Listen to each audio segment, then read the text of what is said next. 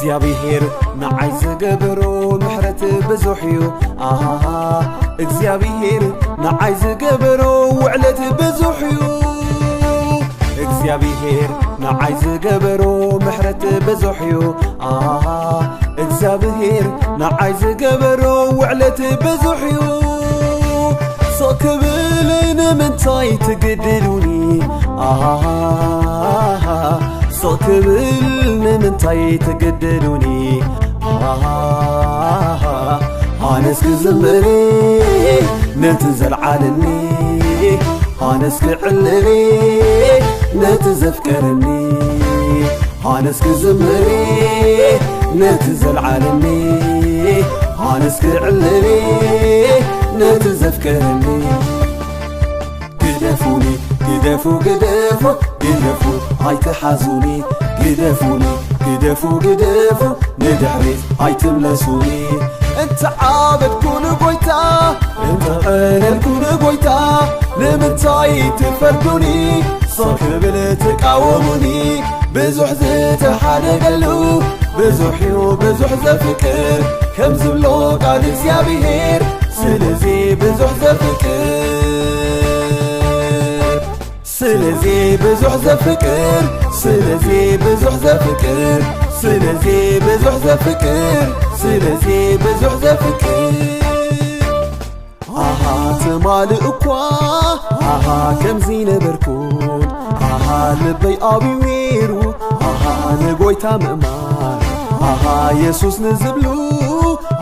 ነይረ ዘሳድድ ሎሚ ብምሕረቱ እኔኹ ይዝምር እኔኹ ይዝምር እኔኹ ይዝምር እኔኹ ይዝምር እኔኹ ይዝምር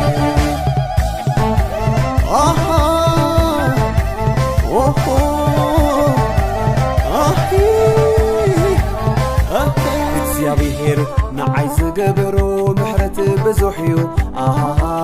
እግዚአብሔር ንዓይ ዝገበሮ ውዕለት ብዙሕ እዩ እግዚአብሔር ንዓይ ዝገበሮ ምሕረት ብዙሕ እዩ እግዚአብሔር ንዓይ ዝገበሮ ውዕለት ብዙሕ እዩ ሶክብል ንምንታይ ትግድሉኒ ሶክብል ንምንታይ ትግድሉኒ ኣነስ ክዝምሪ ነቲ ዘለዓለኒ ኣነስ ክዕልሊ ነቲ ዘፍቀረኒ ኣነስ ክዝምሪ ነቲ ዘለዓለኒ ኣነስ ክዕልሊ ነቲ ዘፍቀረኒ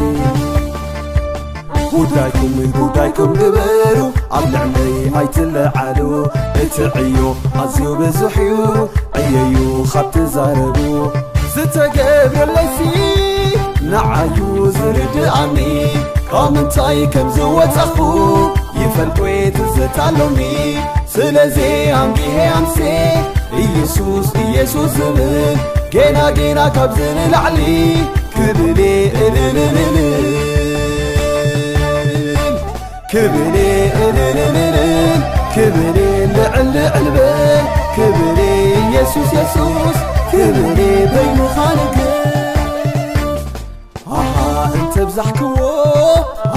መዝሙር ምዝማር መዓስ ይበዝሖ ንእግዚአብሔር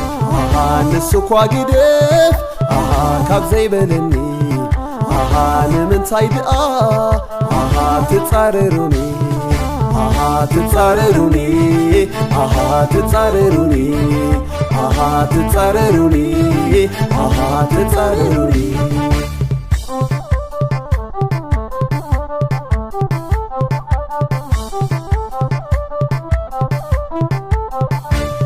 ግደፉ